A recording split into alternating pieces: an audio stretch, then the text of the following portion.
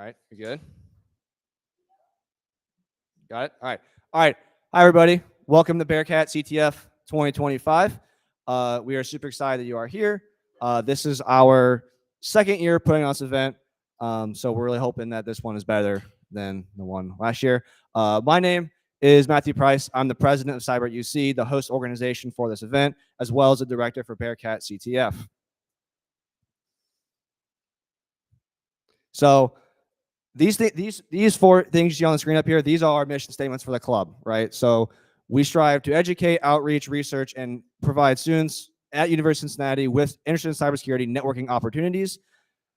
What better way of doing that than doing an event like this, right? So we really think that this event encapsulates everything that we do as an organization, which is why we put it on every year. Now, of course, an event of this magnitude is impossible to do without our lovely sponsors. So if you had not had the chance to do it after this keynote, feel free to go out there, network them. They are great companies and great individuals. They'll be happy to talk with you. And yeah, huge thank you to them. With that, we can get started with Mike, our lovely keynote speaker. He is a local CISO in the Cincinnati area, and he's going to be doing a talk called "Not All Who Wander Are Lost."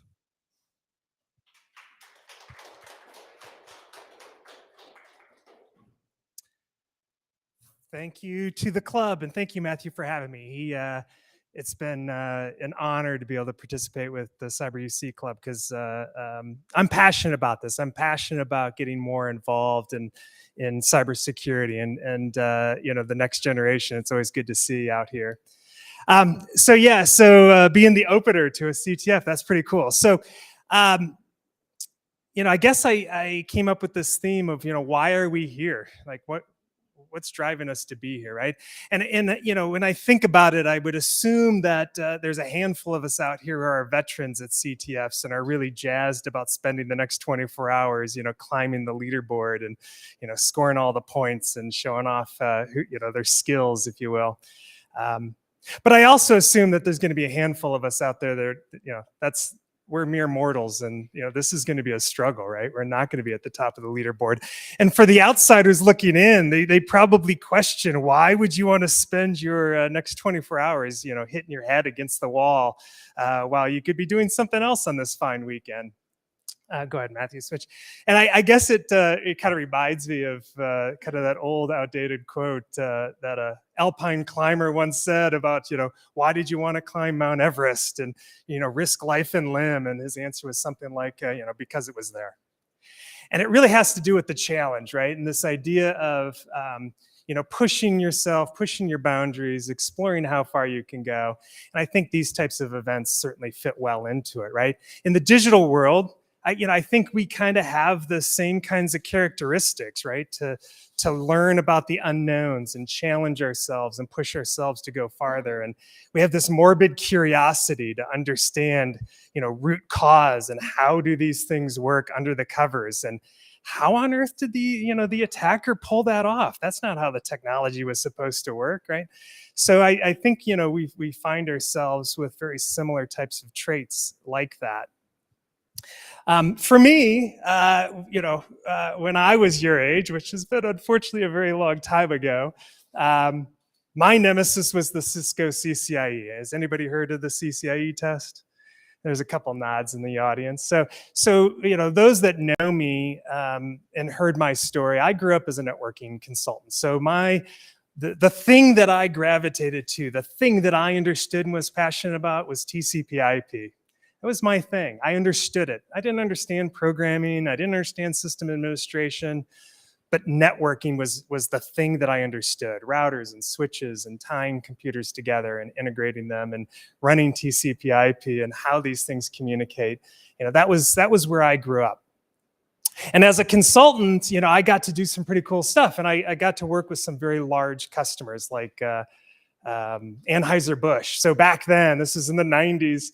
Anheuser-Busch, the breweries and the distribution plant floors, the bottling lines, these kinds of things, all those systems that control those processes were on this proprietary network that they called Blue Hose. It was like mechanical engineers talking about networking back then. It's like the computers are attached by Blue Hose.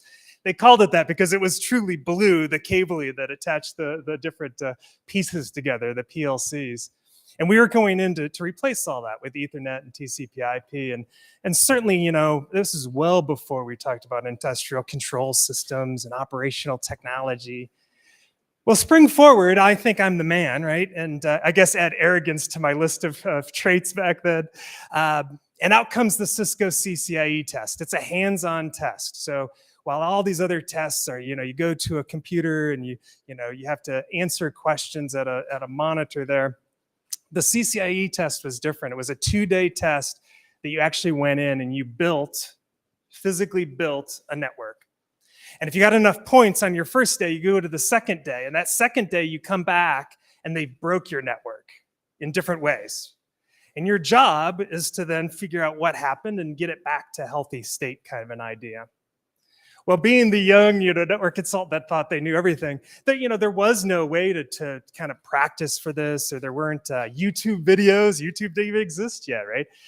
So I just thought, this makes sense. Let me go explore. This is going to be my mountain to climb, because it was there. So flew out to San Jose. You had to go to Silicon Valley to do this.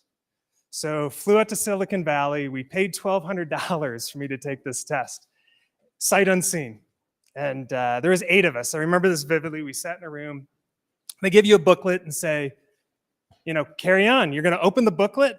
You're going to build what we tell you to build from that booklet. And the next day, if you got enough points, you get to continue with this troubleshooting step. And so all of 8 of us, we walk into a room. It's a data center. Everybody has a desk. We have a rack of equipment and a box of cables and a computer on the desk, and like Cisco's encyclopedia of all their configuration guides sitting behind you is 2 shelves worth of books.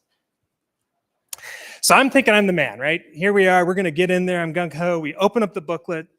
The first question says, or the first problem statement is, build yourself a terminal server.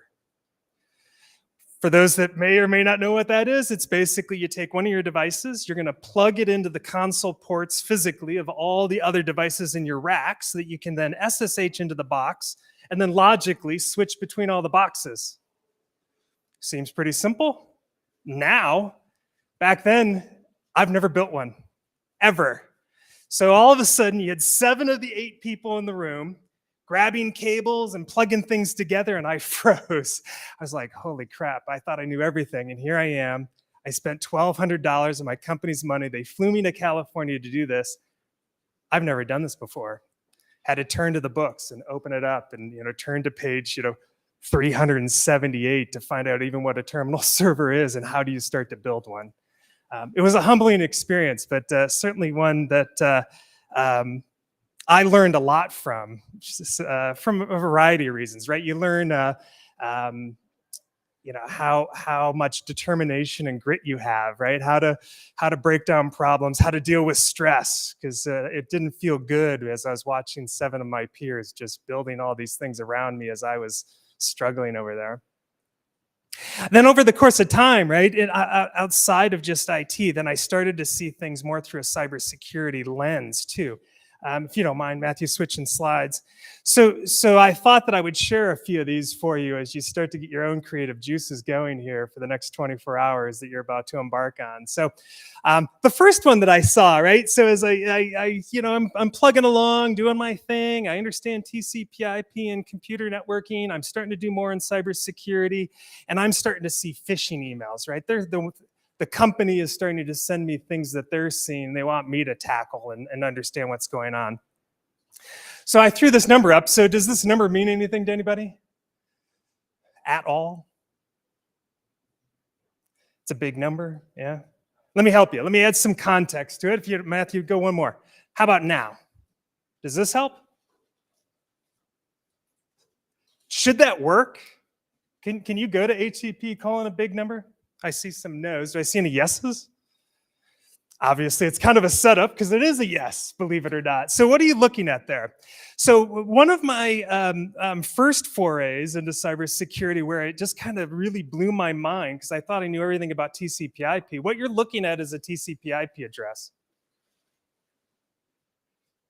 but it's not, right? I mean, we're taught that IP addresses are dotted decimal notation, right? 76.58.38.10. That's an IP address. This isn't an IP address. So this shouldn't work, and yet it did. And it was really shocking to me to see this get past any of our controls, because we look for IP addresses in dotted decimal notation.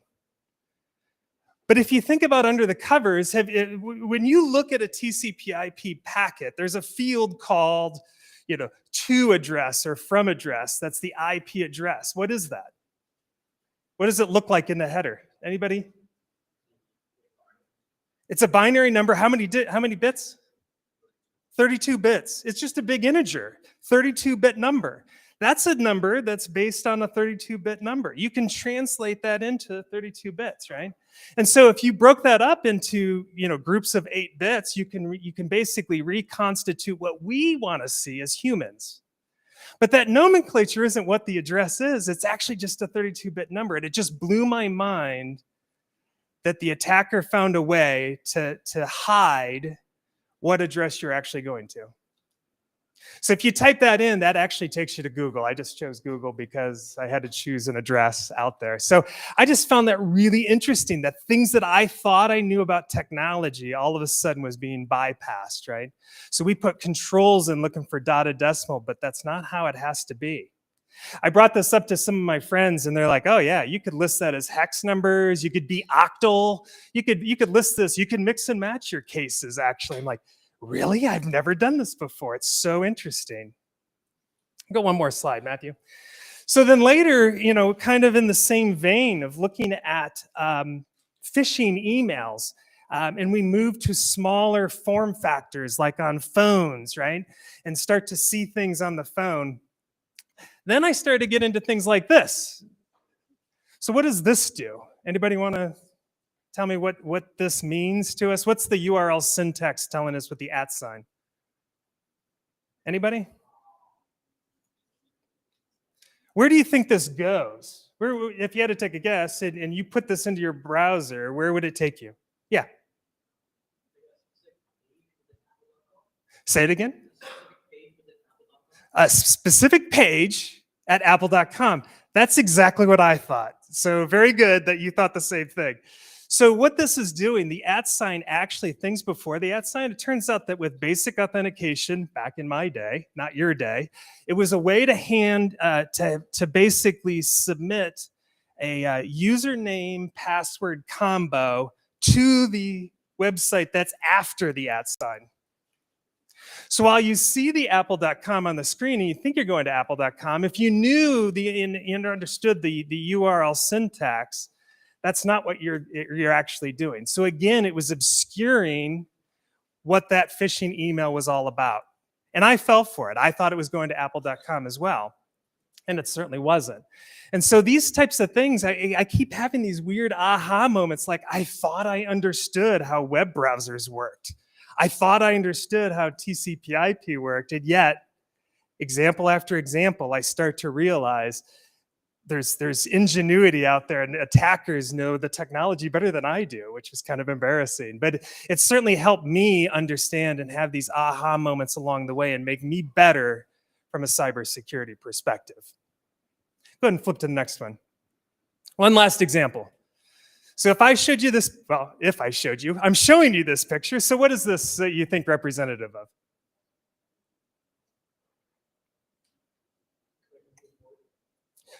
But what is port 53? Anybody know?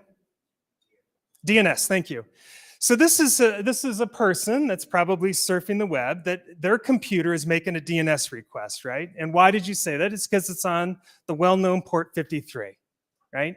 And that computer off on the right, is supposed to be the DNS server out in the cloud.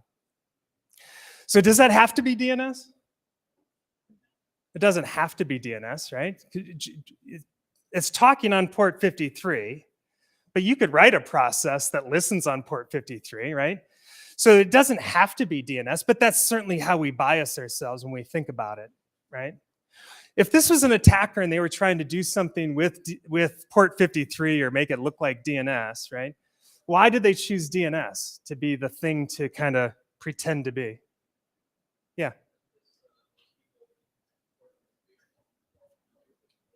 Yeah, you're letting port 53. You have to let port 53 through, right? It's a common port. So if you saw this type of traffic, you would think maybe this is normal, right?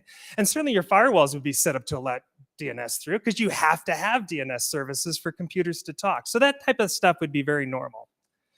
Now, I said that it doesn't have to be DNS, but could it be a malicious DNS server out there? And if it was a malicious DNS server, what could you do with this type of traffic? Like what if you had a piece of malware on the end user system talking to what we're going to call a malicious DNS server, what kinds of things might you be doing?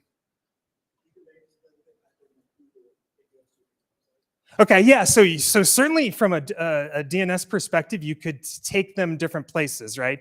Take it to the malicious Google site, not the real Google site. That's true. Anything else?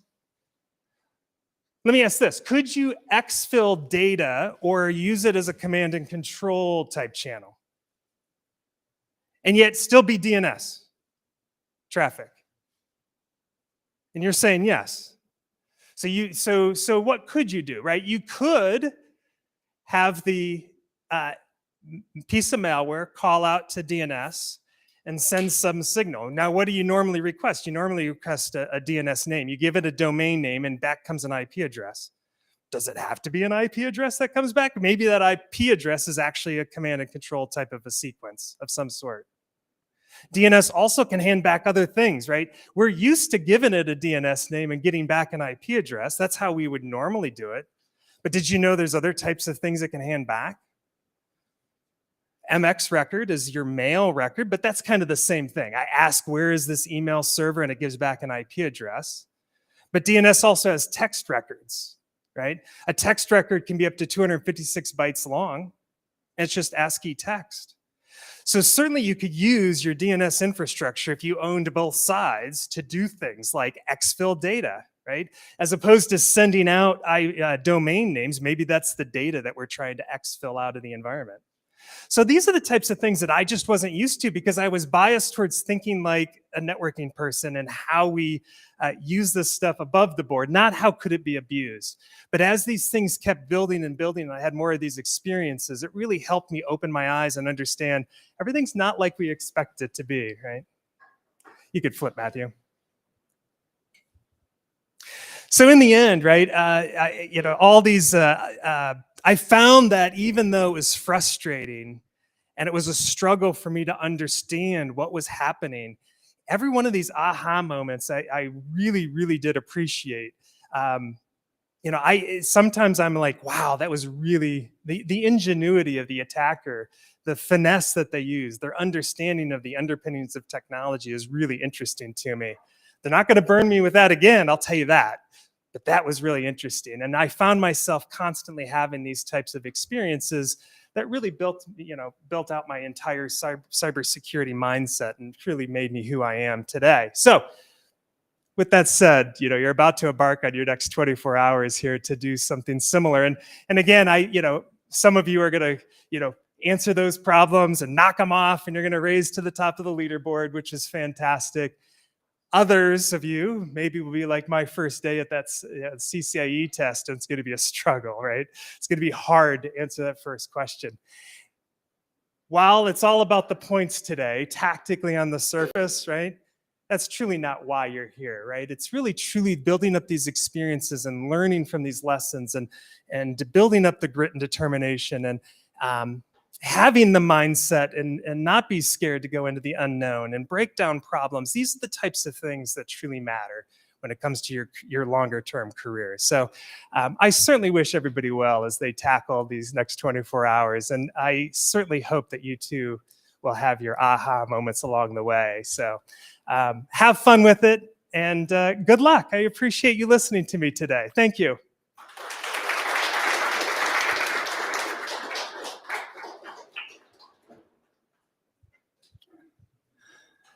Thank you so much, Mike. That was fantastic. All right. We have 5 minutes until the CTF officially starts, so I'm going to make sure you guys are out of here so you don't miss any of those precious minutes. So some things that happen next. We are hosting a CTF 101. So if you are new to CTFs or you want to learn something, how they work, it'll be right after and this is over in this room, so feel free to stick around. If you haven't got lunch yet, feel free to go grab lunch. I'm going to assume we have extras, so even if you didn't have a ticket, you can go get one. Otherwise, come talk to me afterwards. Form teams. So the big room on the second floor, 220, those are kind of set up. So like if you want to meet some people, get some teams set up, I encourage you to go out there. This event is much better to do if you are on a team and not just by yourself. On that note, these are the prizes you're competing for. So I don't know if you've seen these or not, but each person on the first place team will get a Flipper Zero. These are really, really cool, really, really fun to play with, as long as you don't use them on things that are not yours. Second place will get a Raspberry Pi with a case. These are the newest Raspberry Pis, so very, very fancy. And then I was apparently told that these USB rubber duckies are very, very cool because they're the new ones. So these will be for each person on the third place team will get one of these as well. And also, if you didn't pre-register and we still have coins and stuff afterwards, feel free to go grab one of those as well. With that, that's all I have. Appreciate you all being here. Have fun and start hacking.